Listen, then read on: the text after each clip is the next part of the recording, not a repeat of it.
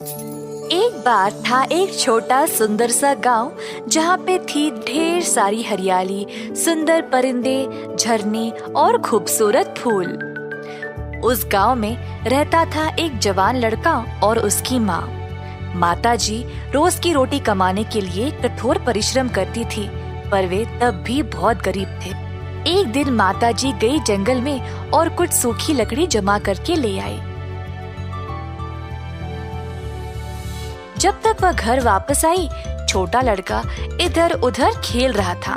माँ ने अपने बेटे को ऐसे लापरवाही से खेलते हुए देखकर रोने लगी। अचानक से उसको कुछ ख्याल आया। माताजी ने लड़के को बुलाया और वो सूखी लकड़ी उसको दे दी। फिर उसने अपने बेटे को लकड़ी बेच के कुछ खाने के लिए लाने को कहा। लकड़ी का ढेर सर पर रखकर वह बाजार की ओर निकल पड़ा। वह कभी भी बाजार नहीं गया तो उसको व्यापार करना पता ही नहीं था। वह एक दाने वाले के पास गया। लड़के ने सब कुछ देखा और अचानक उसकी नजर एक चमकीले बीज पर पड़ी। लड़का सोचने लगा कि यह बीज चमक क्यों रहा था। लड़के ने दुकानदार से पूछा, इस लकड़ी के लिए आप मुझे कितना अनाज दोगे? दुकानदार ने उसको सही हिसाब का अनाज का प्रयास किया, पर लड़के की नजर उस चमकीले बीज पे ही चिपकी हुई थी।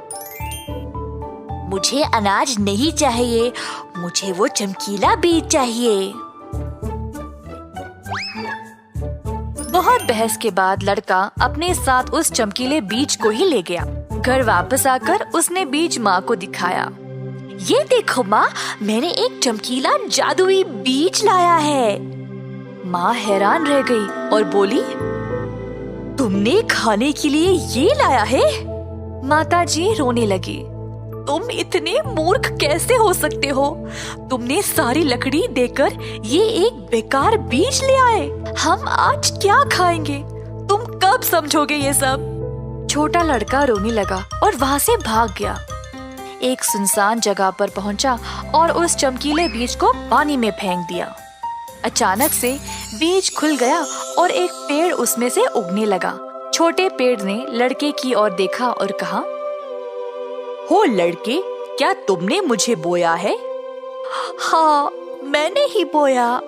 पर तुम रो क्यों रहे हो? सब तुम्हारी वजह से। लड़के ने सारी कहानी पेड़ को सुनाया।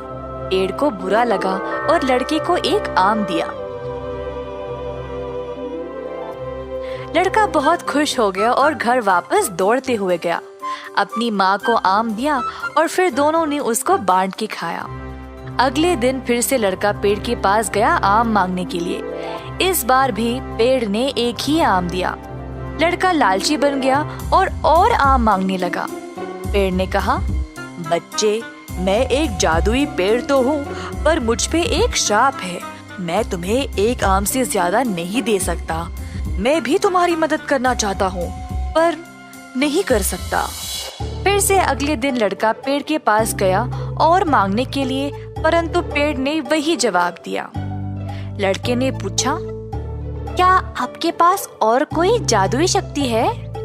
नहीं, पर मैं एक काम कर सकता हूँ। मेरे पास कुछ लकड़ी है जो मैं तुम्हें दे सकता हूँ। तुम लकड़ी का इस्तेमाल करके एक अच्छा घर बना सकते हो, पर एक शर्त पर। मेरे लकड़ी देने के बाद तुम मुझसे एक भी डाली नहीं काट सकते और काटने की सोच भी नहीं सकते, एक भी नहीं। अगर तुम ऐसा करोगे तो तुम्हें बहुत महंगा पड़ेगा और फिर मैं तुम्हें उससे नहीं बचा पाऊंगा। मुझसे वादा करो कि तुम ऐसा कभी नहीं करोगे। लड़के ने पेड़ को वचन दिया और खुशी से लकड़ी अपने घर ले गया माँ को दिखाने। माँ, मैं एक घर बना सकता हूँ हमारे लिए, बोला लड़का उत्साहित होकर। कई हफ्ते बीत गए और लड़के ने एक अच्छा सा छोटा सा मकान बनाया। लड़के को खुद पर बहुत गर्व था और अचानक से वह लालची बन गया। क्यों ना इस घर को और बड़ा बनाया जाए, फिर कल को इस मकान की कीमत बहुत होगी। मुझे केवल और लकड़ी की जरूरत है, पर मेरे पास तो पैसे है ही नहीं खरीदने के लिए। लड़के ने उस जादुई पेड़ के बारे में सोचा और ये निर्णय लिया कि वह उसी पेड़ को काटकर और लकड़ी जमा करेगा। उस दिन वह धीरे से एक कुल्हाड़ी लेकर पेड़ के पास गया। पेड़ ने लड़के को देखा और कहा, तुम इधर वापस क्यों आए? तुम अपना वचन तोड़ने वाले हो? जी हाँ, मेरे पास अब बड़ी योजनाएं हैं और मैं कोई बेकार श्राप से नहीं डरता। मुझे क्या होगा? मैंने तो कुछ गलत किया ही नहीं। तुम मुसीबत में पड़ चुके हो। तुम्हें याद है, मैंने बोला कि तुम मेरी डालियों को काटने का सोच भी नहीं सकते, पर अब देखो, तुम्हें बहुत झेलना पड़ेगा। लड़का हंसने लगा और अचानक से उसके शरीर को कुछ होने लगा। उसके पैर जड़ों में बदलने लगे जो जमीन में घुस गए और उसके हाथ लंबे डालियों में बदल गए जिनमें से पत्ते उगने लगे। लड़का जोर से चिल्लाने लगा और अंत में वह उधर खड़ा रहा एक बड़े से पेड़ के रूप में।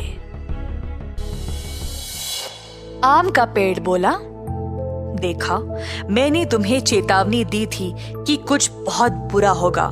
अब असल में तुमने मेरा श्राप ले लिया है अपनी लालच की वजह से।